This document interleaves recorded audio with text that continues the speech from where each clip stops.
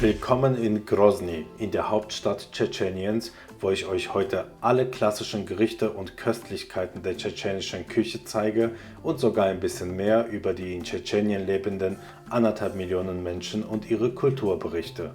Meine Fahrt nach Tschetschenien in die Hauptstadt Grosny beginnt am frühen Morgen mit einer Taxifahrt von Machatschkala, Dagestan und dauert knapp über 2 Stunden.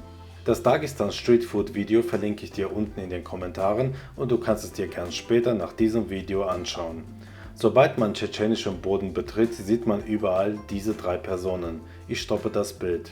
Links ist Putin, in der Mitte ist Ahmad Kadyrov, der ehemalige Präsident von Tschetschenien, der 2004 bei einem Bombenanschlag getötet wurde, und rechts ist sein Sohn Ramzan Kadyrov, der aktuelle Präsident von Tschetschenien, der eher als Oberhaupt bezeichnet werden will. In Grosny steuere ich direkt einen tschetschenischen Frühstücksklassiker an, weil ich am frühen Morgen noch nichts gegessen habe. Dafür muss ich aber durch diese Sehenswürdigkeit laufen. Es heißt Cvetochny Park, also ein Blumenpark. Diese Blumen hier sind inmitten von Grosny direkt am zentralsten Ort. Die Blumen sind vorne, hinten, links, rechts, soweit das Auge reicht, sieht man nur Blumen. Ich will gar nicht wissen, wie viele Ressourcen die Pflege dieser Blumen in Anspruch nimmt, aber es sieht in Real noch toller aus als im Video. Vom 31. Stockwerk aus kann man sich ganz Grosny anschauen, fast ganz Grosny. Denn direkt hinter mir ist das Anwesen des Präsidenten Kadyrov, das heißt, dass diese Stelle nicht gefilmt werden darf. Darauf achtet der bewaffnete Sicherheitsmitarbeiter genau. Zum Frühstück gibt es aber Siskal. Siskal ist ein Frühstücksgericht, das aus Maismehl besteht, ähnlich wie die georgische Dschadi oder gebratene Polenta, und wird oft mit Kefir gemacht oder etwas rundlicher gemacht, wo man eine Füllung reinmachen kann. Es gibt also verschiedene Varianten, aber sie wird in der Pfanne gebraten und mit Frühlingslauch und einer Quark-Schmand-Milchmischung serviert. Das ist wirklich sehr lecker. Etwas gestärkt gucke ich mir ein paar Moscheen in Grosny an, zum Beispiel die Moschee Mutterherz bzw. die Ahmad Kadyrov Moschee. Zu der Moschee gehört auch ein wunderschöner Park, wo man sich entspannt hinsetzen und das Leben genießen kann. Und achtet bitte mal darauf, wie sauber es hier ist. Natürlich darf ich auch als Christ, ich bin Armenier, auch in die Moschee reingehen und sie mir von innen angucken.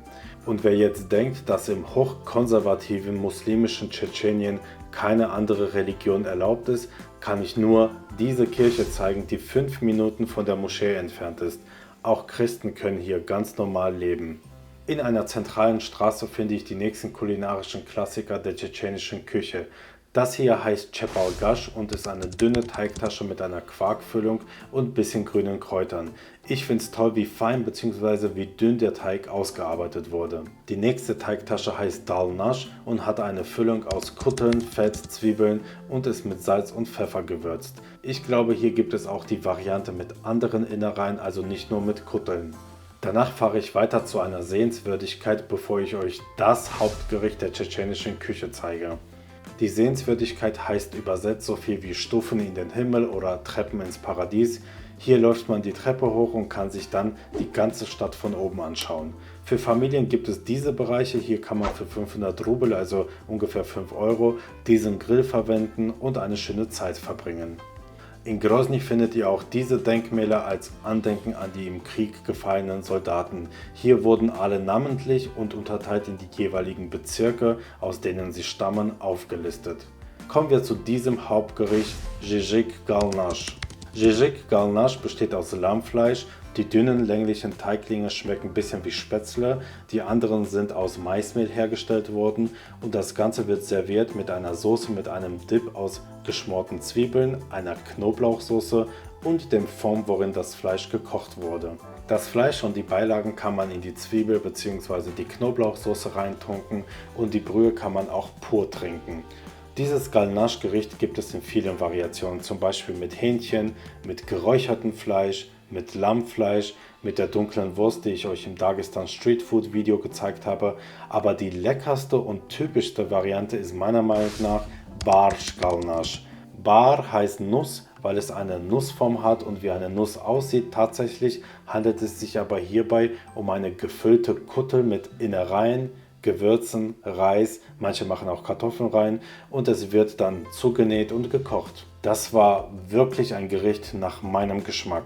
Übrigens, wenn man nicht Bar, sondern Barsch sagt, also ein Sch am Ende hinzufügt, dann ist das immer Plural, also Mehrzahl. Am Abend, wenn die Moschee in Grosny im Licht erstrahlt, habe ich noch das Bedürfnis, euch einen klassischen tschetschenischen Nachtisch zu zeigen. Diese süße Teigtasche heißt Khingalsh, besteht aus sehr dünnem Weizenteig auf Kefirbasis und ist mit einer süßen Kürbisfüllung und Fett gefüllt.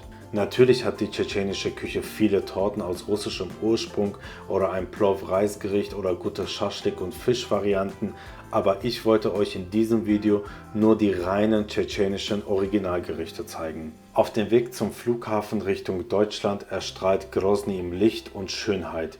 Diese Schönheit schätzt man besonders dann, wenn man die Bilder des ersten, aber besonders vom zweiten Tschetschenienkrieg noch vor den Augen hat. Danke Tschetschenien für den tollen Empfang und das leckere Essen. Ich komme gern wieder, allein schon wegen Barsh Galnash.